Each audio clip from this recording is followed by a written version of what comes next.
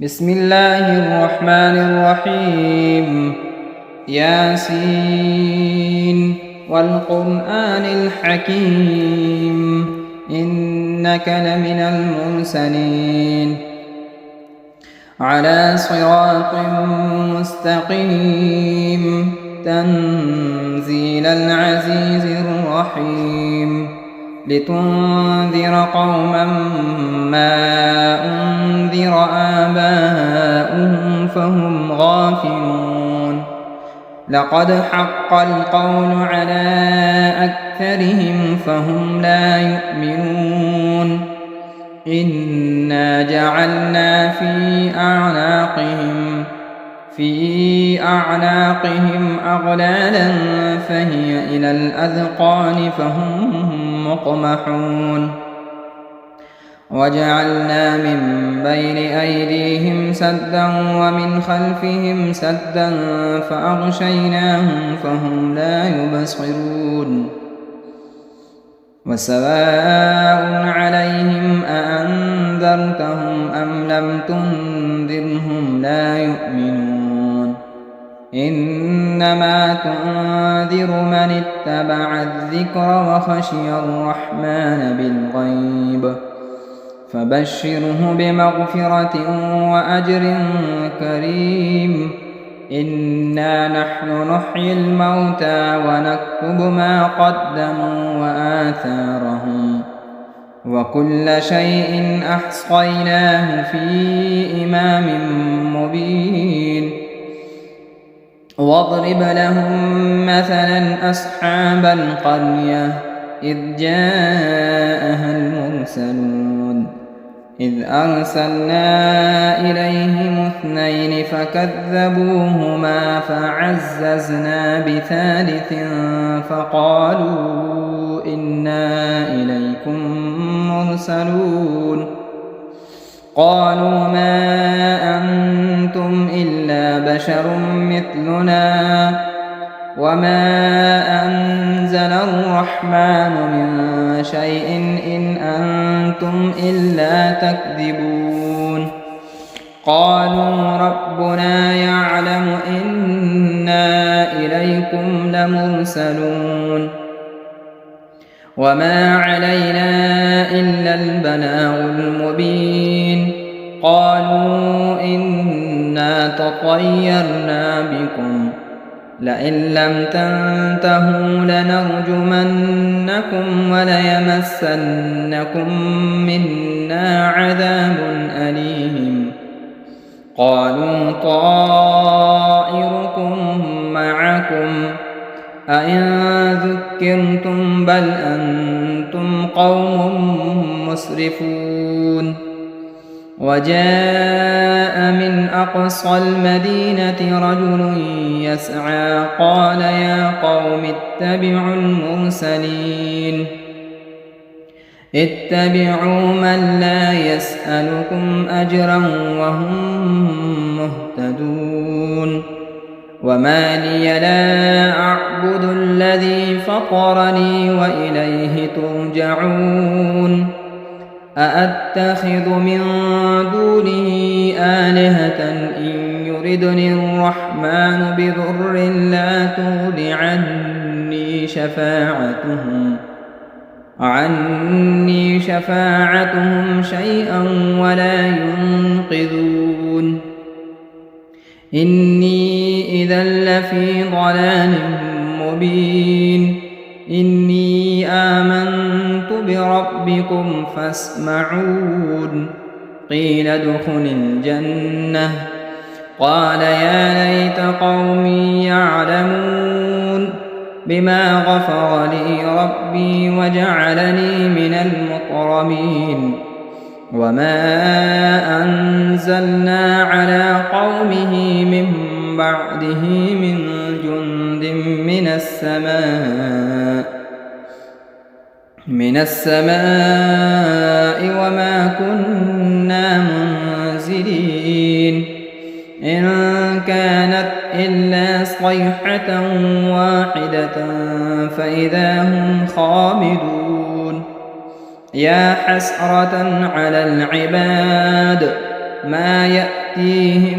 من رسول إلا كانوا به يستهزئون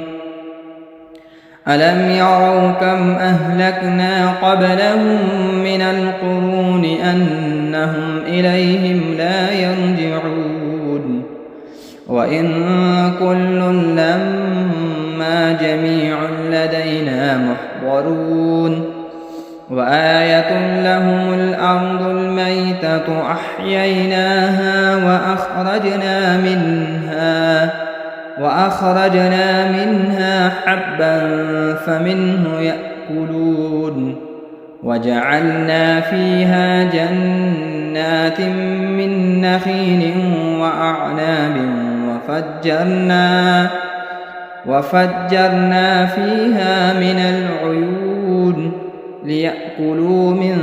ثمره وما عملته أيديهم أفلا يشكرون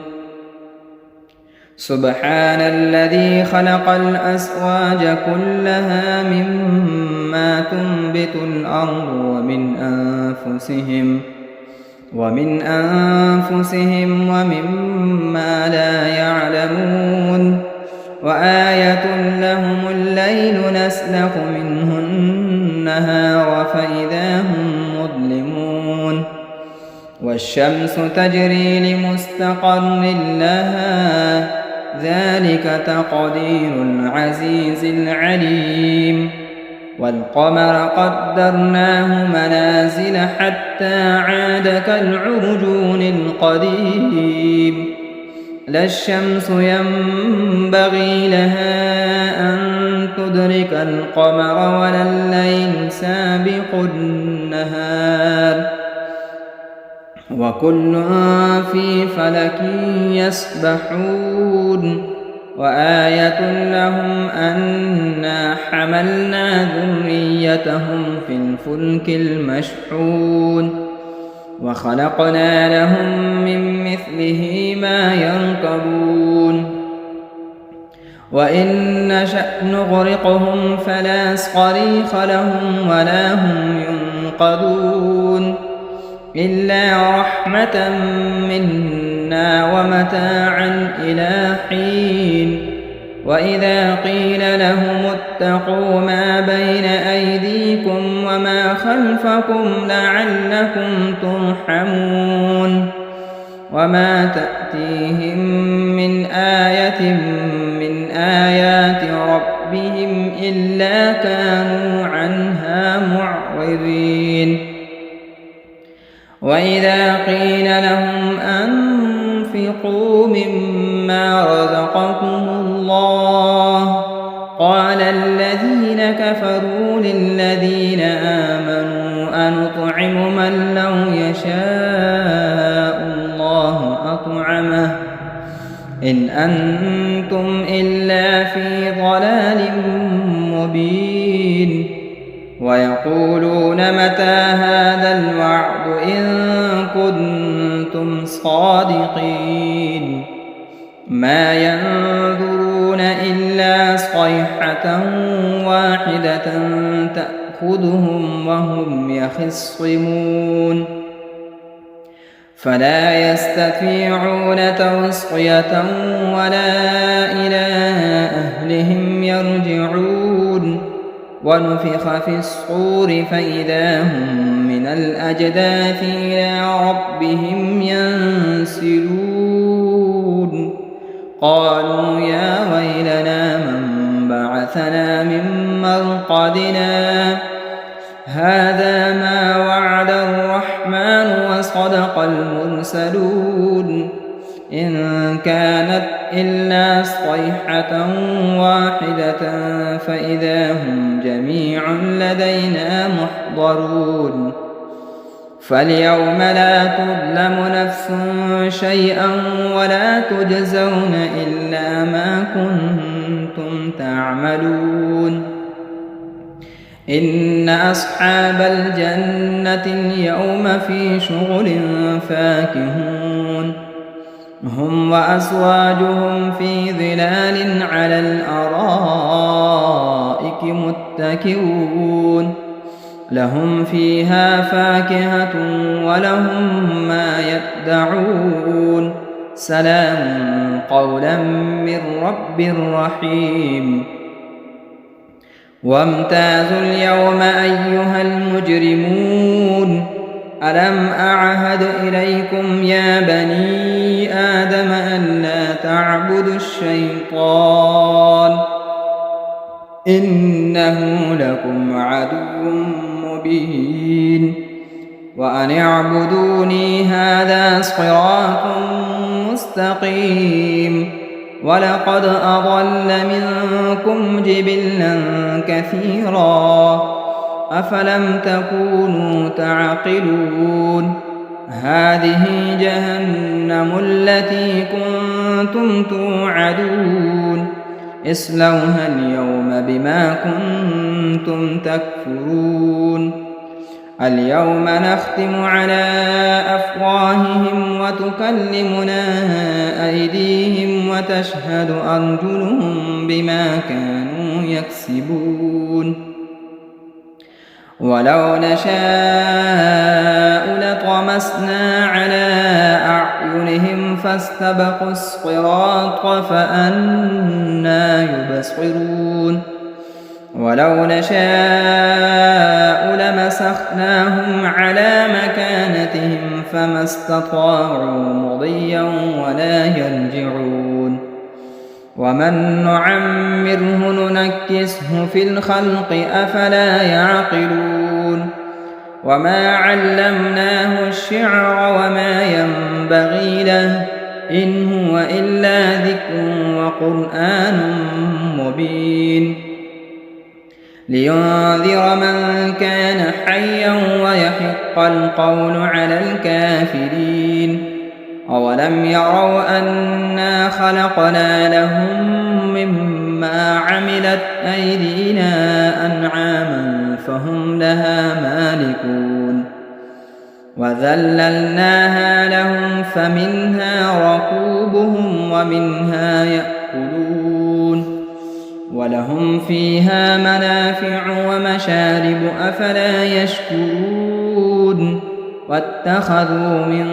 دون الله آلهة لعلهم ينصرون لا يستطيعون نصرهم وهم لهم جند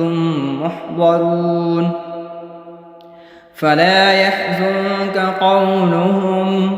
إنا نعلم ما يسرون وما يعلنون أولم ير الإنسان أنا خلقناه من نطفة فإذا هو خصيم مبين وضرب لنا مثلا ونسي خلقه قال من يحيي العظام وهي رميم قل يحييها الذي أنشأها أول مرة وهو بكل خلق عليم الذي جعل لكم من الشجر الأخضر نارا فإذا أنتم منه توقدون أوليس الذي خلق السماوات والأرض بقادر على أن يخلق مثلهم بلى وهو الخلاق العليم إنما أمره إذا أراد شيئا أن يقول له كن فيكون فسبحان الذي بيده ملكوت كل شيء وإليه ترجعون بسم الله الرحمن الرحيم الرحمن علم القرآن خلق الإنسان علمه البيان الشمس والقمر بحسبان والنجم والشجر يسجدان والسماء رفعها ووضع الميزان ألا تطغوا في الميزان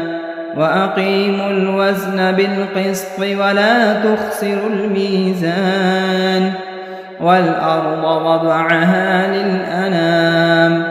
فيها فاكهة والنخل ذات الأكمام والحب ذو العصف والريحان فبأي آلاء ربكما تكذبان خلق الإنسان من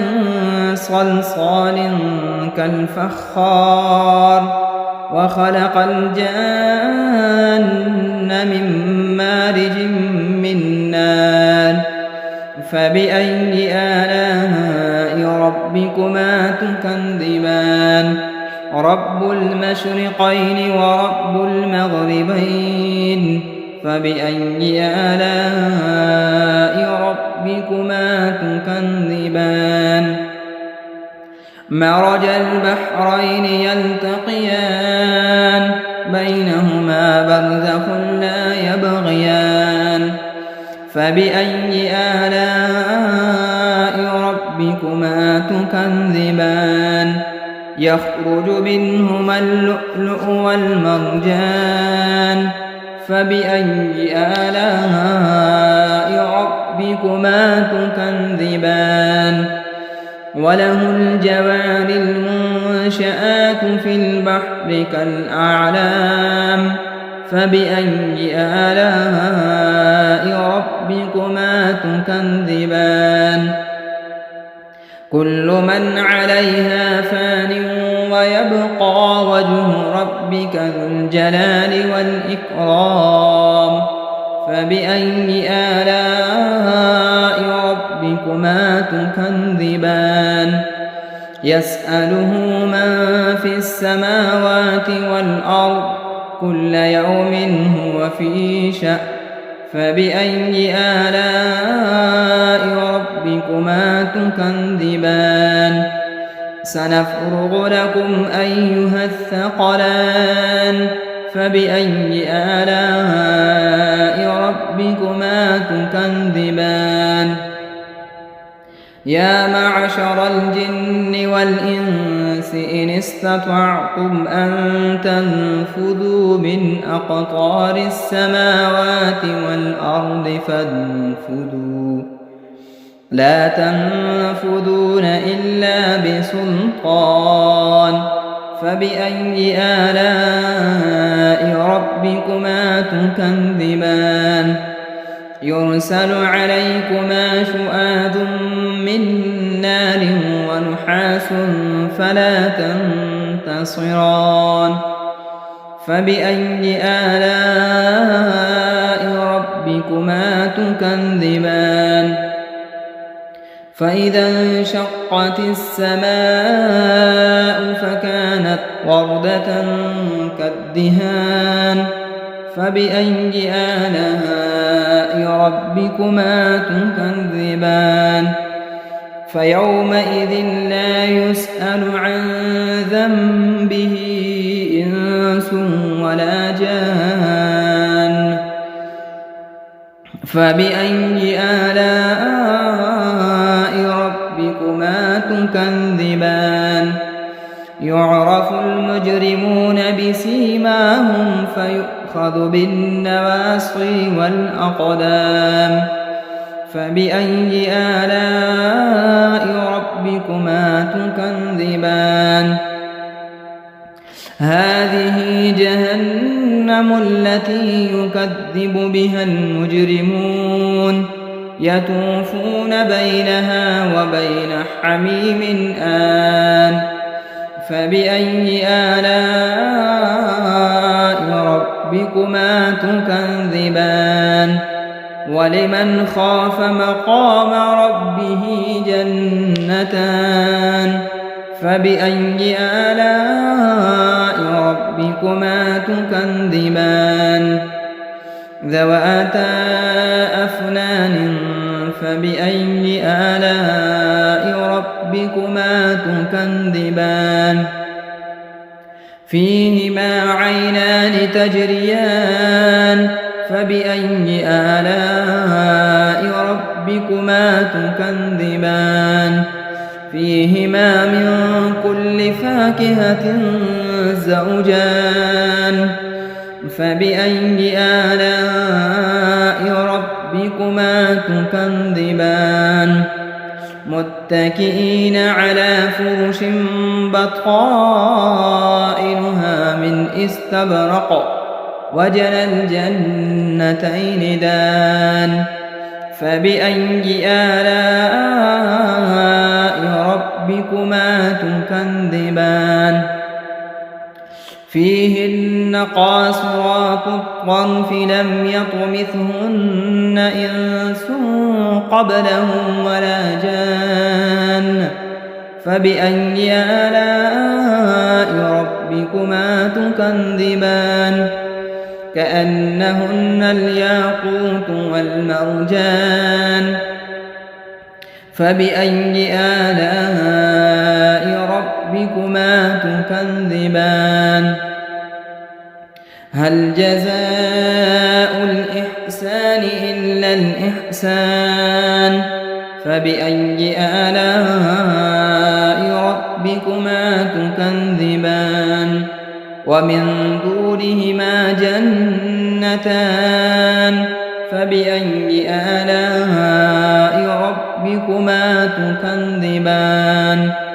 مدهامتان فبأي آلاء ربكما تكذبان فيهما عينان نضاختان فبأي آلاء ربكما تكذبان فيهما فاكهة ونخل ورمان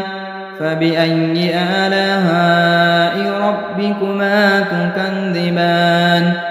فيهن خيرات حسان فبأي آلاء ربكما تكذبان حور مقصورات في الخيام فبأي آلاء ربكما تكذبان لم يطمثهن إنس قبلهم ولا جان فبأي آلاء ربكما تكذبان متكئين على رفرف خضر وعبقري حسان فبأي آلاء ربكما تكذبان تبارك اسم ربك ذي الجلال والإكرام بسم الله الرحمن الرحيم إذا وقعت الواقعة ليس لوقعتها كاذبة خافضة رافعة إذا رجت الأرض رجا وبست الجبال بسا فكانت هباء منبثا وكنتم أزواجا ثلاثا فأصحاب الميمنة ما أصحاب الميمنة وأصحاب المشأمة ما أصحاب المشأمة والسابقون السابقون أولئك المقربون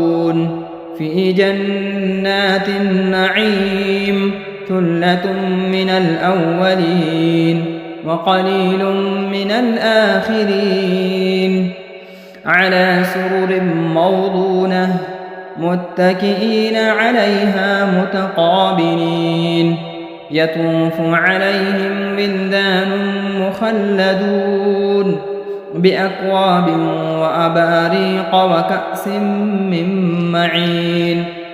لا يصدعون عنها ولا ينزفون وفاكهة مما يتخيرون ولحم طير مما يشتهون وحور عين كأمثال اللؤلؤ المكنون جزاء بما كانوا يعملون لا يسمعون فيها لغوا ولا تأثيما إلا قيلا سلاما سلاما وأصحاب اليمين ما أصحاب اليمين في سدر مخضود وطلح ممدود وظل ممدود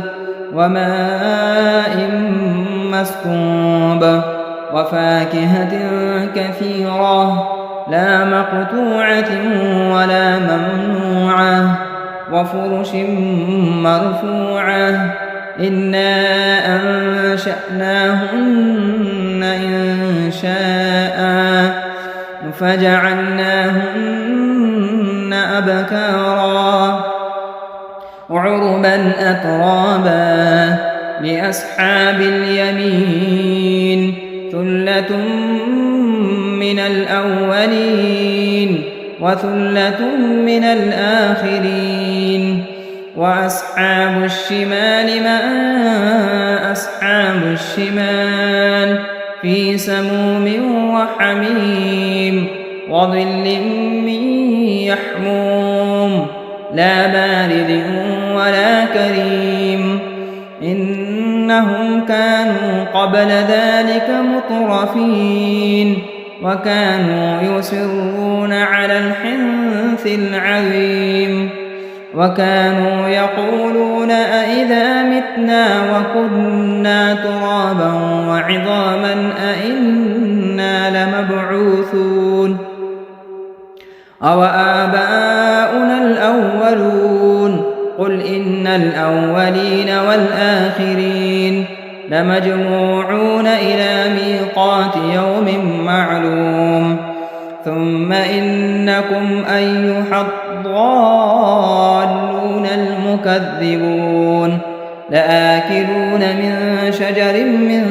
زقوم فمالئون منها البطون فشاربون عليه من الحميم فشاربون شرب الهيم هذا نزلهم يوم الدين نحن خلقناكم فلولا تصدقون أفرأيتم ما تمنون أأنتم تخلقونه أم نحن الخالقون نحن قدرنا بينكم الموت وما نحن بمسبوقين على أن نبدل أمثالكم وننشئكم فيما لا تعلمون ولقد علمتم النشأة الأولى فلولا تذكرون أفرأيتم ما تحرثون أأنتم تزرعونه أم نحن الزارعون لو نشاء لجعلناه حطاما فظلتم تفكهون إنا لمغرمون بل نحن محرومون أفرأيتم الماء الذي تشربون أأنتم أنزلتموه من المزن أم نحن المنزلون لو نشاء جعلناه أجاجا فلولا تشكرون أفرأيتم النار التي تورون أأنتم أنشأتم شجرتها أم نحن المنشئون نحن جعلناها تذكرة ومتاعا للمقوين فسبح باسم ربك العظيم فلا أقسم بمواقع النجوم وإنه لقسم لو تعلمون عظيم إنه لقرآن كريم في كتاب مكنون لا يمسه إلا المطهرون تنزيل من رب العالمين أفبهذا الحديث أنتم مدهنون وتجعلون رزقكم أنكم تكذبون فلولا إذا بلغت الحلقوم وأنتم حينئذ تنظرون ونحن أقرب إليه منكم ولكن لا تبصرون فلولا إن كنتم غير مدينين ارجعونها إن كنتم صادقين فأما إن كان من المقربين فروح وريحان وجنة نعيم وأما إن كان من أصحاب اليمين فسلام لك من أصحاب اليمين وأما إن كان من المكذبين الضالين فنزل من حميم وتصلية جحيم إن هذا لهو حق اليقين فسبح باسم ربك العظيم بسم الله الرحمن الرحيم تبارك الذي بيده الملك وهو على كل شيء قدير الذي خلق الموت والحياة ليبلوكم أيكم أحسن عملا وهو العزيز الغفور الذي خلق 7 سماوات طباقا ما ترى في خلق الرحمن من تفاوت فارجع البصر هل ترى من فتور ثم ارجع البصر كرتين ينقلب إليك البصر خاسئا وهو حسير ولقد زينا السماء الدنيا بمصابيح وجعلناها رجوما للشياطين وأعتدنا لهم عذاب السعير وللذين كفروا بربهم عذاب جهنم وبئس المصير إذا ألقوا فيها سمعوا لها شهيقا وهي تفور تكاد تميز من الغيظ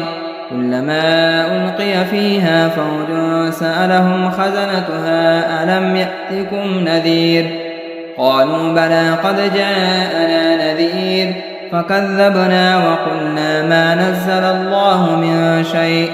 إن أنتم إلا في ضلال كبير وقالوا لو كنا نسمع أو نعقل ما كنا في أصحاب السعير فاعترفوا بذنبهم فسحقا لأصحاب السعير إن الذين يخشون ربهم بالغيب لهم مغفرة وأجر كبير وأسروا قولكم أو اجهروا به إنه عليم بذات الصدور ألا يعلم من خلق وهو اللطيف الخبير هو الذي جعل لكم الأرض ذلولا فامشوا في مناكبها وكلوا من رزقه وإليه النشور أأمنتم من في السماء أن يخسف بكم الأرض فإذا هي تمور أم أمنتم من في السماء أن يرسل عليكم حاصبا فستعلمون كيف نذير ولقد كذب الذين من قبلهم فكيف كان نكير أولم يروا إلى الطير فوقهم صافات ويقبض ما يمسكهن إلا الرحمن إنه بكل شيء بصير أمن هذا الذي هو جند لكم ينصركم من دون الرحمن إن الكافرون إلا في غرور أمن هذا الذي يرزقكم إن أمسك رزقه بل لجوا في عتو